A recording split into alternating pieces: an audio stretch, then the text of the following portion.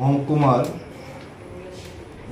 বেশ কিছু জার্নালিস্ট রিপোর্টাররা এখন এসছে ধর্মনগর থানায় একটা অভিযোগ নিয়ে যে তারা পেশাগত কাজ করতে গিয়ে আজকে যুবরাজনগর কাউন্টিং স্টেশনে আক্রান্ত হয় কতিপয় লোকের দ্বারা।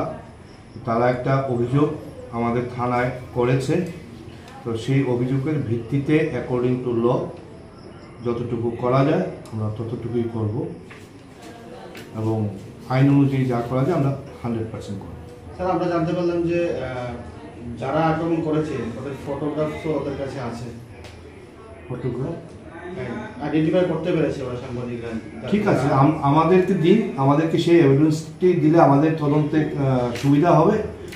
যদি আপনাদের কাছে কোনো এভিডেন্স থাকে, ভিডিওগ্রাফ, ফটোগ্রাফ, এগুলো আমাদের কাছে দিন, এটা আমাদেরও তদন্তে সহায়তা হবে এবং আমি আবারও বলছি অ্যাকর্ডিং টু ল যা করেন আমরা 100%